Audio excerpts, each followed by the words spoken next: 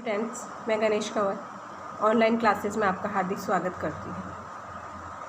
BA BEd BSc BEd first year paper basic in education की unit 3 के बारे में अपन ने चर्चा की। उसका फर्स्ट टॉपिक था निर्देशन और परामर्श के बारे में अपन ने जानकारी प्राप्त की। आज का टॉपिक है निर्देशन की तकनीक, व्यक्तिगत और सामूहिक रूप से। मतलब जो निर्देशन की जो तकनीक है वो किसके द्वारा व्यक्तिगत और सामूहिक रूप से किस प्रकार से जानी गई है। तो अपन आज पढ़ेंगे व्यक्तिगत निर्देशन का अर्थ, यानी व्यक्तिगत के द्वारा निर्देशन का क्या अर्थ है, उसकी क्या परिभाषाएं हैं, उसकी क्या उद्देश्य है, उसके क्या स्वरूप है, उनके बारे में अपन जानकारी प्राप्त करते हैं। तो व्यक्तिगत निर्देशन का अर्थ और उसकी परिभाषा। निर्देशन एक व्यक्तिगत प्रक्रिया है। निर्देशन को कैसी प्रक्रिया माना है? निर्देशन को एक व्यक्तिगत प्रक्रिया माना है।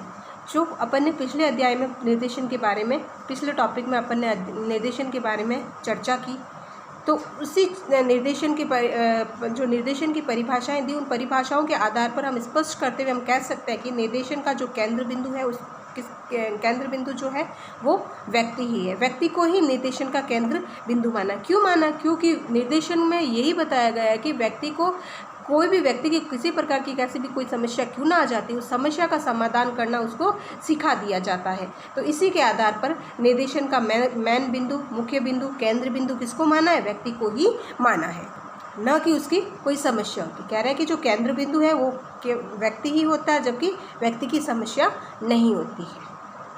निर्देशन का उद्देश्य है कि जॉन को उसकी शक्तियों का जो ज्ञान है इस प्रकार का करा दो कि वह अपनी शक्तियों को पहचान सके। कह रहा है कि व्यक्ति, चाहे कोई भी व्यक्ति क्यों ना हो, उस व्यक्ति को ज्ञान के बारे में इस प्रकार से उसको जानकारी दे दो, या उसके ज्ञान के प्रति जो उसकी शक्तियाँ हैं उसको इस बारे में इसको इतनी पहचान करा दो कि वह अपनी शक्तियों को खुद, ज्ञान की जो शक्तियाँ उस ज्ञान को खुद, उन ज्ञान की शक्तियों को वह खुद अपने आप समझ सके।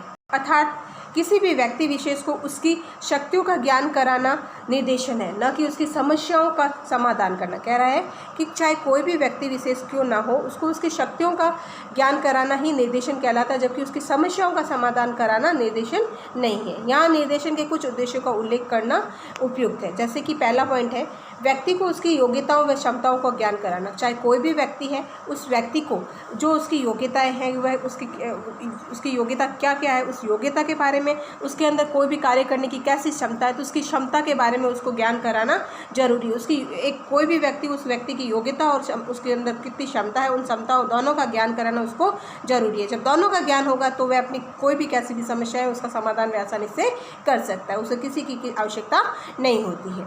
व्यक्ति को अपनी योग्यता, रुचियों और व्यक्तित्व के विकास में सहयोग प्रदान करना। निर्देशन के द्वारा चाहे कोई भी व्यक्ति क्यों ना, उसकी व्यक्ति को उसकी जो योग्यता है, उसके किसी भी कार्य में जो कोई रुचि है या उसका विकास किस प्रकार से करना है, उसमें उसका सहयोग प्रदान करता है।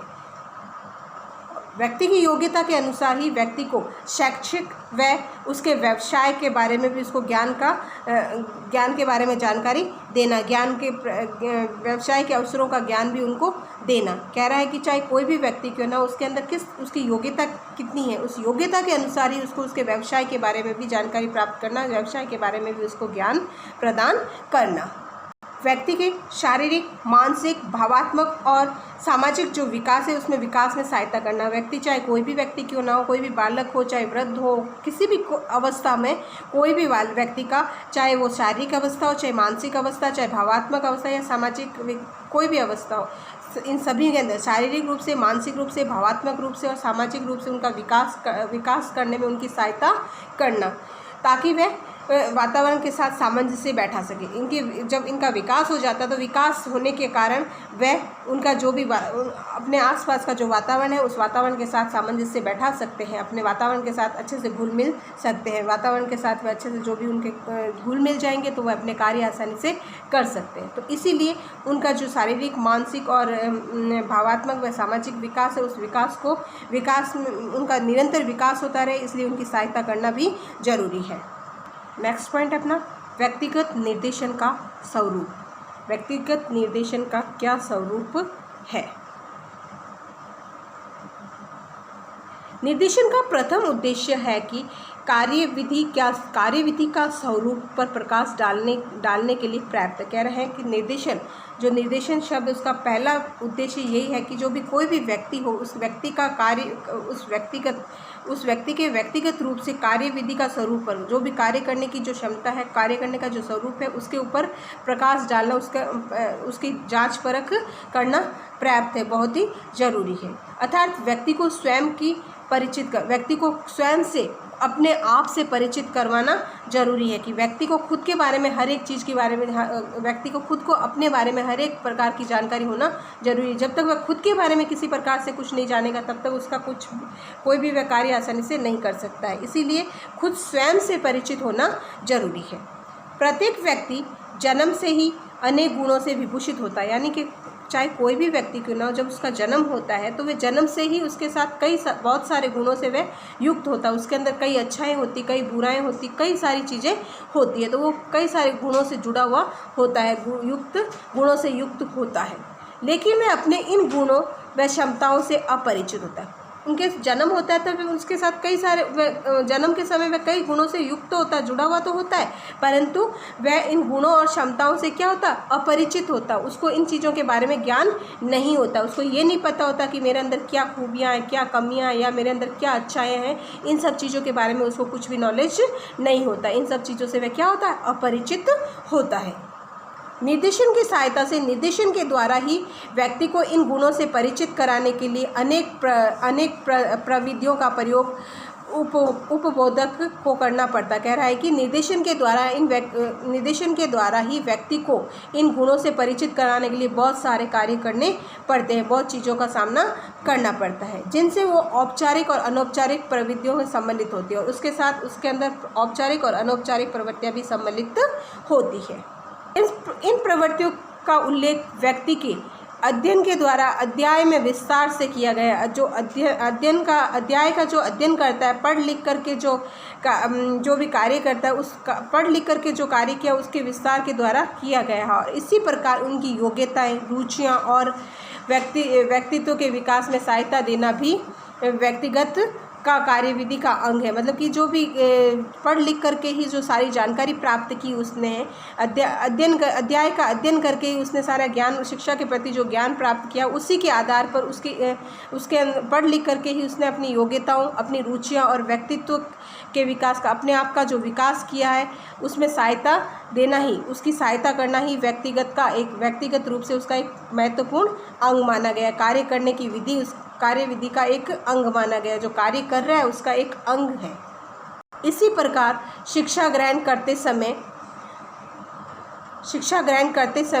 शिक्षा के प्रत्येक स्तर का, शिक्षा का जो स्तर है उस पर छात्र विद्यालयों में प्रवेश प्रक्रिया, विद्यालय में पढ़ाए जाने वाले विषय, शिक्षण का माध्यम, पाठ्यक्रम, सहगामी क्रियाओं का आयोजन आदि से संबंधित सूचनाएं प्राप्त करना चाहता है। कह रहा है कि जब भी बालक इसी प्रकार शिक्षा का ग्रहण करते समय, शिक्षा को प्राप्त करते समय, जो भी छात्र होगा वो विद्यालय के अंदर जो शिक्षा को लेकर जितनी भी सूचनाएं होती, उन सभी सूचनाओं की जानकारी प्राप्त करना चाहेगा, उनके बारे में सारी चीज़ें प्राप्त करना चाहेगा, सारी चीज़ों के बारे में जानकारी प्राप्त करना चाहेगा। जब तक उनके बारे में उसको जानकारी नहीं प्राप्त होती, तब तक उसके मन को संतुष्टि नहीं होती। वह उसको समझ नहीं पाता कि मैं जो कार्य कर रहा हूँ मेरे लिए सही है या नहीं है। तो उन सभी को अपने मन को संतुष्ट करने के लिए उन्हें इन सूचनाओं के बारे में जानकारी होना जरूरी। और इसी के आधार पर जब बच्चा कक्षा 10 उत्तीर्ण कर लेता, कक्षा 10 तक वह पास हो जाता है, तो उसके बाद वह अपने व्यवसाय के बारे में, अपने विषय के बारे में भी वह संबंध जानना चाहता है, उनके बारे में भी उनको ज्ञान प्राप्त करना चाहता है कि मैं अब 11वीं कक्षा में आ गया तो मेरे लिए कौन सा विषय उचित होगा, मैं अपने व्यवसाय के अनुसार विषय चुनूँ या क्या करूँ, उनके बारे में भी वह जानकारी प्राप्त करना चाहता है। तो चाहे कोई भी व्यक्ति क्यों ना हो, वह व्यक्ति चाहे कोई भी व्यक्ति क्यों ना हो, वह जब जो भी कार्य करता है तो उस कार्य के प्रति, विषय वस्तु के बारे में पूर्ण रूप से जानकारी जब तक नहीं प्राप्त कर लेता, तब तक उसको संतुष्टि नहीं मिलती। तो उसका एक अधिकार है कि वो हर एक चीज़ के बारे में अपनी जानकारी प्राप्त करके, अपने मन को संतुष्टि प्राप्त करके ही उस कार्य को पूरा करे और आगे अपने लक्ष्य तक बढ़े। नेक्स्ट पॉइंट है अपना व्यक्तिगत निर्देशन के उद्देश्य। और व्यक्तिगत निर्देशन के उद्देश्य क्या है? व्यक्तिगत निर्देशन के उद्देश्य निम्न प्रकार से, पहला पॉइंट है योग्यता की जानकारी, नॉलेज एंड एबिलिटी, मतलब कि जो उसकी एबिलिटी है, उसके अंदर जो योग्यता है उसकी भी पूर्ण रूप से जानकारी होना जरूरी है, उसका भी ज्ञान उसको होना जरूरी है। छात्रों की योग्यता संबंधी तथ्यों की जानकारी करना और प्राप्त जानकारी से छात्रों को परिचित भी करवाना। कह रहा है कि कोई भी छात्र क्यों ना हो, उस छात्र को उसकी योग्यता से संबंधित जितनी भी बातें होती, जानकारी होती है, तो वो जानकारी भी देनी चाहिए उनको, और जानकारी प्राप्त करने के बाद उस चीज़ से छात्रों को भी परिचित करवाना चाहिए। जब जानकारी प्राप्त हो जाती है, जानकारी प्राप्त करने के बाद छात्रों को भी उसको परिचित करवाना चाहिए, उसकी योग्यता के अनुसार उसमें क्या उसकी जो एबिलिटी है वो कैसी है, क्या है, उसके बारे में भी उसको बताना जरूरी होता है। नेक्स्ट पॉइंट है नॉलेज ऑफ पर्सनल ट्रेट्स। छात्र के व्यक्तिगत मानवीय और सामाजिक गुणों का पता लगाना, उसको उसके गुणों की जानकारी देना। कह रहा है कि जो भी मानवीय और सामाजिक जो गुण होते हैं व्यक्ति के, उसके बारे में उसको पूर्ण रूप से उसकी जानकारी करना, उसके बारे में उसको पता करना, कि पता करने के बाद उसके जो गुण हैं उनके बारे में व्यक्ति को जानकारी भी देनी चाहिए। तो कहा गया कि जो भी व्यक्ति के मानवीय और सामाजिक जो गुण हैं, उन गुणों के बारे में उसकी जानकारी प्राप्त करना, उसके अंदर कैसी अच्छाएं हैं, कैसी अच्छाएं नहीं हैं, उनके बारे में सारी जानकारी प्राप्त करने के बाद उसके बारे में उस छात्र को उसके बारे में उसे बता देना चाहिए, उसको जानकारी दे देनी चाहिए कि आपके अंदर आप क्या एबिलिटी, आप कैसे हो, क्या नहीं हो, ये सारी बातें उसको बता देनी चाहिए। तो यही है knowledge of personal traits. Next point है अपना समायोजन में सहायता देना।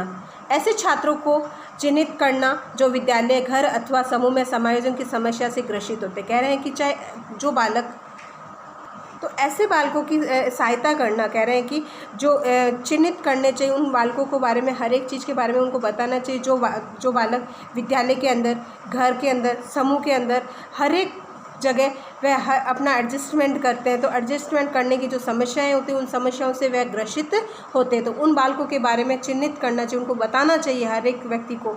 उनका समायोजन स्थापना में भी सहायता करनी चाहिए। जो भी जहाँ वह अपना एडजस्टमेंट करते हैं तो उस जगह उनकी हेल्प भी करनी चाहिए। हमें उनके चाहे कोई भी कैसी भी आवश्यकताएँ हो जाती है, उस समय उसकी जो आवश्यकताएँ होती हैं उन आवश्यकताओं में उसकी हमें मदद करनी चाहिए। वो व्यक्ति हर जगह अपना एडजस्टमेंट कर रहा है तो उसके साथ साथ उसको एडजस्टमेंट को देखते हुए उसके हर एक जगह हमें भी उसकी सहायता, उसके समायोजन में उसकी सहायता करनी चाहिए। नेक्स्ट पॉइंट आ गया दायित्व की भावना का विकास। अब कोई भी किसी प्रकार का जो दायित्व होता है, उस दायित्व की भावना, उनकी भावनाओं का विकास किस प्रकार से किया जाता है। सामान्यतः कुछ छात्र दायित्व संबंधी बोझ, उत्तरदायित्व से भागने का प्रयास करते हैं। जो भी उनका दायित्व जो होता है, उस दायित्व का जो उसकी जो जिम्मेदारी होती है, उस जिम्मेदारी को अपना बोझ समझ करके उससे वह क्या करना चाहते हैं, भागना चाहते हैं। उनका जो उत्तरदायित्व होता है उससे वह भागने का प्रयास करते हैं, दूर जाने की वो कोशिश करते हैं। निर्देशन की व्यक्तिगत विधि द्वारा ऐसे छात्रों में दायित्व की भावनाओं का विकास करने का प्रयास किया जाता है। और जो अपने दायित्व से भागते हैं, अपने दायित्व को एक बोझ समझकर, अपने उत्तरदायित्व को एक बोझ समझकर वे उससे दूर भागते हैं, तो निर्देशन के अनुसार ऐसे बालकों को दायित्व की भावनाओं का विकास करने के लिए उनको अच्छे से अच्छी बातें सिखाई जाती है, अच्छे से अच्छे उनको ज्ञान दिया जाए, जिससे कि जो भी जिसके प्रति उनका उत्तरदायित्व है, उस उत्तरदायित्व से वे उत्तरदायित्व को बोझ समझ करके उससे भागे नहीं। जो भी उसका अधिकार है, उसके जो अधिकार है, उसके जो दायित्व है, उन दायित्व का पूर्ण रूप से दायित्व के प्रति जो उनकी भावनाएं हैं, उनके जो उत्तरदायित्व है, उनके प्रति वो अपने पूर्ण रूप से मन लगा करके उनको पूरा करने की कोशिश करें। इसीलिए इन चीज़ों से छुटकारा नहीं पाना चाहिए, उनको अपने उत्तरदायित्व से नहीं भागना चाहिए। उनका एक उत्तरदायित्व होता है, उनका एक कर्तव्य होता है कि जो भी उनके जो काम है, कार्य है, उन कार्यों को उनको पूरा करना चाहिए, उन कर्तव्यों से उनको दूर नहीं जाना चाहिए। तो ये तो था अपना व्यक्तिगत निर्देशन तकनीकी। व्यक्तिगत निर्देशन का अर्थ और परिभाषाएं और उसके उद्देश्य और उसका स्वरूप था। अब अपन पढ़ेंगे निर्देशन की सामूहिक कार्यविधि। निर्देशन के रूप में सामूहिक का अर्थ, उसकी परिभाषाएं, उसकी कार्यविधि, उसके उद्देश्य, उसकी आवश्यकता, इनके बारे में अपन चर्चाएं करेंगे। तो पहला है निर्देशन की सामूहिक कार्यविधि। समूह में रहना सभी प्राणियों का एक स्वाभाविक प्रकृति है। कह रहा है कि समूह में रहना, चाहे कोई भी मानव हो, सभी मानव का एक स्वाभाविक प्रकृति, सभी लोग एक साथ मिलजुल कर एक समूह के अंदर ही रहते हैं। मानव का इस प्रकृति से वंचित रहना असंभव ही है। कह रहा है कि जो समूह में मिलजुल कर सभी के साथ रहते हैं, तो जो ये मानव की एक प्रकृति है, इस प्रकृति से वंचित रहना तो असंभव है। इस प्रकृति से वे मानव असंभव नहीं, वंचित नहीं रह सकता है। उस सभी एक साथ मिलजुल करके ही रहते हैं। मानव एक विवेकशील, चिंताशील और बुद्धिमान प्राणी है। मानव को कैसा प्राणी माना गया है? मानव विवेकशील है, हर एक बारे में, हर एक बात, विषय वस्तु के बारे में उनके पास जानकारी होता है, उसके बारे में वह चिंतन करता है और अपनी बुद्धि के द्वारा, मानसिकता के द्वारा उस कार्य को पूरा करता है। इसीलिए उसको विवेकशील, चिंताशील और बुद्धिमान प्राणी माना गया है। इसलिए उसमें विविध प्रकार के समूहों की रचना करना और उनकी सदस्यता का ग्रहण करने की प्रवृत्ति भी पाई जाती है। और जब वह अपने दिमाग से हर एक रूप में कार्य करता है, तो इसीलिए उसको अपने समाज के अंदर जो समूह होता है, उस समूह की रचना करना और उसका सदस्य बन करके उस समूह को आगे बढ़ाना ही उसकी एक प्रवृत्ति पाई गई। उसकी एक बुद्धिमत्ता के कारण अपनी बुद्धि से काम लेकर के वह जो अपना समूह है, उस समूह की अच्छे से रचना कर सकता है, उसको आगे बढ़ा सकता है। और इसी आधार पर जो समाज का जो समूह है, समूह का एक जो रूप है, वो सामूहिक निर्देशन के अनुसार कार्यविधि समाज में गठन के साथ साथ प्रारंभ हो गया था। तो सामूहिक निर्देशन का अर्थ क्या है और उसकी परिभाषा। तो सामूहिक निर्देशन की परिभाषा करते हुए रावर हरपॉक ने कहा है, किसने कहा? रावर हरपॉक ने कहा है, सामूहिक निर्देशन वह कोई भी सामूहिक क्रिया है जो निर्देशन कार्यक्रम को सुविधा देने या सुधार करने के लिए संपन्न की जाती है। कह रहे हैं कि जो सामूहिक निर्देशन वह क्रिया एक सामूहिक क्रिया माना गया है जो निर्देशन कार्यक्रम होते हैं, उनके निर्देशन कार्यक्रमों के द्वारा सुविधा देने का या उनको सुधार करने के लिए कोई भी किसी भी प्रकार से उनको संपन्न किया जाता है, उनको पूरा किया जाता है। इसी प्रकार सामूहिक निर्देशन को स्पष्ट करते हुए जैन वाटर्स ने कहा है कि सामूहिक निर्देशन को साधारणता इस प्रकार परिभाषित किया जा सकता है। जो जैन वाटर्स कह रहा है कि सामूहिक निर्देशन जो है उसको इस प्रकार एक साधारण रूप से परिभाषित कर सकते हैं। यह सामूहिक अनुभवों का व्यक्ति के उत्तम विकास में सहायता। कह रहा है कि जो भी समूह में रहकर जो समूह के अंदर रहकर जो व्यक्ति होते हैं, उन व्यक्तियों को जो अनुभव प्राप्त होता है, व्यक्तियों को जो अनुभव मिलता है, उसका पूर्ण रूप से विकास हो सके, विकास करने में उसकी सहायता दे सके एवं इच्छित उद्देश्यों की प्राप्ति हेतु चेतनापूर्ण प्रयोग भी हो। कह रहा है कि जो भी उसकी इच्छा होती है, इच्छा के अनुसार जो उसके उद्देश्य होते हैं, उन उद्देश्यों को प्राप्त करने की चेतना भी होना जरूरी है। दोनों परिभाषाओं से स्पष्ट होता है कि निर्देशन एक व्यक्तिगत प्रक्रिया है। कैसी प्रक्रिया माना है? व्यक्ति को निर्देशन को व्यक्तिगत प्रक्रिया माना है, किंतु सामूहिक निर्देशन भी व्यक्तिगत विकास पर विशेष जोर देता है। कह रहा है कि निर्देशन को तो एक व्यक्तिगत प्रक्रिया माना है, परंतु जो सामूहिक निर्देशन है वो भी उसमें भी व्यक्तिगत निर्देशन को व्यक्तिगत विकास को विकास पर विशेष रूप से जोर दिया गया, बल दिया गया है। इस समूह में सम्मिलित सभी सदस्यों को व्यक्तिगत विकास पर ध्यान केंद्रित किया जाता है। कह रहे हैं कि जो सामूहिक निर्देशन है, इस समूह के अंदर सामूहिक निर्देशन का जो समूह है, उस समूह के अंदर जितने भी लोग सम्मिलित हैं, उन सभी सम्मिलित लोगों को, सभी सम्मिलित सदस्यों को व्यक्तिगत रूप से विकास करने के लिए निम्न प्रकार से केंद्रित किया गया है।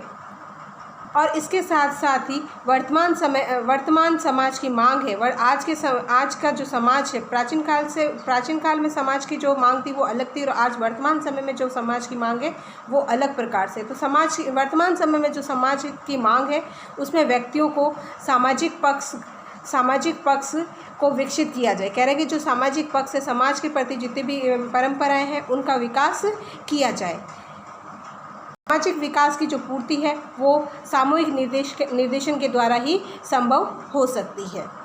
समूह का अर्थ समाजशास्त्रियों के अनुसार समूह के सदस्यों में एक ऐसी चेतना पाई जाती है, उन्हें परस्पर संबंधित रखती है। कह रहे हैं कि जो हमारा एक समूह है, अब एक समूह जो बनाया जाता है, उस समूह के द्वारा जो समूह के अंदर जो सदस्य रहते हैं उनके अंदर एक ऐसी चेतना उत्पन्न हो जाती है कि जिससे उसके आधार पर उससे कई प्रकार के कई तरह की बातों की विषय वस्तु के बारे में जो जानकारी होती है उन जानकारी से संबंधित बातें बताई जाती है, उनके बारे में जानकारी प्राप्त की जाती है।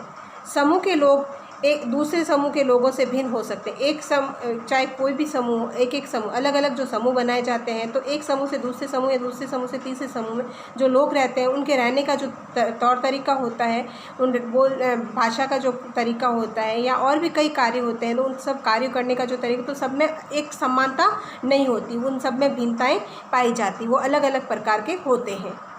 अलग अलग होने में भिन्न भिन्न प्रकार के होने के बावजूद भी कई ऐसे कार्य हो जाते हैं जिनमें उनमें एक समानता भी पाई जाती है। काफ़ी ऐसे कार्य होते हैं जिनमें समानताएं मिल जाती हैं। समूह के सदस्यों में एक प्रकार से सामाजिक निकटता पाई जाती है। जो समूह में जो लोग रहते हैं उनके साथ वो समूह में रह कर के बहुत से समाज के प्रति कई सारी जानकारी प्राप्त कर लेते हैं और जिसके द्वारा वह एक सामाजिक रूप से उनके अंदर कई प्रकार से निकटताएं उत्पन्न हो जाती। वो एक दूसरे के संपर्क में रहने से उनके अंदर निकटताएं उत्पन्न होने लगती हैं। तो एक साथ समूह में मिलकर रहते हैं जिससे उनकी जो सामाजिक निकटताएं उत्पन्न होती है, सामाजिक निकटताएं उन्हें पाई जाती है, तो जो उन्हें सामाजिक सहयोग के द्वारा, सामाजिक रूप से जो सहयोग समाज में रहकर जो समाज के जो कार्यों के प्रति जो सहयोग किया जाता है या मित्रता के प्रति जो भावनाएं उत्पन्न होती है या सहानुभूति के लिए प्रेरित करती, तो समाज में रहकर के सामाजिक निकटता को प्राप्त करते हुए उनके जो सामाजिक सहयोग या समाज के कार्यों के प्रति जो सहयोग किया जाता है या मित्रता की जो भावनाएं उत्पन्न होती है या सहानुभूति की तरफ ये इशारा